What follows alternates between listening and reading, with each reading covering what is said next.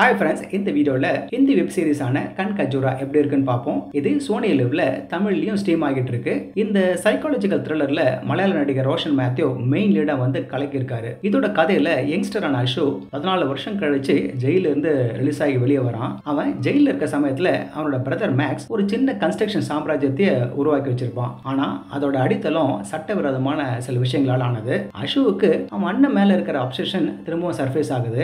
மேக்ஸும் அவன் பார்ட்னர்ஸும் அவனோட எஃபர்ட்ஸை மதிக்காம ஒதுக்கப்படுறான், தனிமைப்படுத்தப்படுறான். இப்படி இருந்தாலும் அஷு மேக்ஸுக்காக எதுவானா செய்வான். சரி, இப்படி இருக்கானுன்னு அவனை அப்படி லேசா எடுத்துக்க முடியாது. திக்கு வாயா சாதுவா தெரிஞ்சாலும் அவன் ஒரு மாஸ்டர் மேனிபுலேட்டர். யாரா இருந்தாலும் அவங்க கிட்ட நேரா பேசியோ மறைமுகமாவோ வேண்டிய விஷயங்களை வளர வச்சிருவான். இந்த டேலண்ட்டுக்காகவே லோக்கல் ஏசிபி அவனை சஸ்பெக்ட்ஸ் கிட்ட இருந்து உண்மையை வர வைக்கிறதுக்கு யூஸ் பண்ணிப்பாங்க. இப்படி இருக்க மேக்ஸும் அவன் ஃப்ரெண்ட்ஸும் அஷுவை ஒரு எட்ஜுக்கு தள்ளும் போது என்னென்ன சம்பவம் நடக்குது என்பது தான் இந்த 8 எபிசோட்ல பார்க்குறோம். இது மேக்பேன்ற இஸ்ரேலி சீரீஸ்ல இருந்து நமக்கு ஏத்த மாதிரி அடாப்ட் பண்ணது. மேலோட்டமா பார்த்தா கண் கஜூரோ ஒருத்தரோட கருத்துக்கோ செய்கைகளுக்கோ மத்தவங்க கிட்ட இருந்து எப்பவுமே பாசிட்டிவான ஆமோதிப்பை எதிர்பார்க்கும் ஒரு மனப்போக்கு இருக்க ஆளோட கதைன்னு எடுத்துக்கலாம். இதுல அந்த ஆளு அஷு தான். அஷு செய்யற விஷயம் தப்போ ரைட்டோ அவன் செய்கைகள் எல்லாம் அவன் அண்ணனுக்கு வேண்டியப்படதா இருக்கும். இந்த சிக்கலான எமோஷனை ஸ்கிரிப்ட்ல நேர்த்தியா வெளிப்படுத்திருக்காங்க. ஒவ்வொரு சம்பவமும் நாம ரிலேட் பண்ற மாதிரி தான் இருக்கும். சில சமயம் சங்கடமாவும் இருக்கும். ஏன்னா சில எமோஷன்ஸை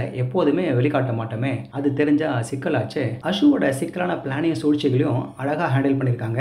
அவன் கிளவரா இருக்கிறதுனால எல்லாரையும் விட எப்பவுமே 2 ஸ்டெப் முன்னாடி இருக்கிறான். அவன் ஸ்கெட்ச் போடுற ஆளுங்க இவன் வலையில விழுறது அதிர்ஷ்டமாவும் இருக்கும், இல்ல சொந்த துணிச்சல்லையும் நடக்கும். ஆனா நமக்கு த்ரில்லிங்கா இருக்கும். அஷுவா ரோஷன் மேத்யூ சரியான பெர்ஃபார்மன்ஸ் கொடுத்திருக்காரு. உங்களுக்கு அவன் மேல அனுதாபம், வெறுப்பு, ஆத்திரம்னு ஒரு கலந்த உணர்வை ஏற்படுத்துறாரு. அதுதான் பியூட்டியே. கதையோட ஹிந்தி டைட்டில் பூரான குறிக்குது. அதை மேல இருந்து பார்க்கும்போது எந்த கெடுதலும் பண்ணாத மாதிரி இருக்கும். அதோட பல காலங்க ஒரு கணக்கோட தான் மூவ் பண்ணும் அமைதியா. அது எப்படின்னா அஷுவோட திக்குவாக்கி கிடைக்கிற அனுதாப போர்வையில அவனோட உண்மையான மோட்டிவ்ஸை யாரும் கண்டுபிடிக்க முடியாது. இவர் கூடவே சரிக்கு சரியா மேக்ஸ் அவரை மோகித்ரேனா ஒரு செல்ஃபிஷா கொஞ்சம் டார்க் ஷேட் இருக்கவரா நடிச்சிருக்காரு. மேக்ஸ் தனக்கு தேவையானதை அடையறதுக்கு எதை வேணா கொடுத்து அடைய விரும்புற கேரக்டர். மற்ற சப்போர்ட்டிங் ஆர்டிஸ்டுங்களும் நீட்டான பெர்ஃபார்மன்ஸை கொடுத்துருக்காங்க. இந்த சைக்காலஜி த்ரில்லர் ஓப்பனிங் சீன்ல இருந்தே உங்களை கட்டி போட்டுடும். கோவாவை செட்டிங் அமைச்சிருக்கிறது ஒரு அமைதியையும் ஃப்ரெஷ்னஸையும் சேர்க்குது. ஆனா ஒரு டிஸ்டர்பிங்கான கதையை வெளிப்படுத்துது. 8 எபிசோட்ஸும் பெரும்பாலும் கிரிப்பிங்கா தான் இருக்கு.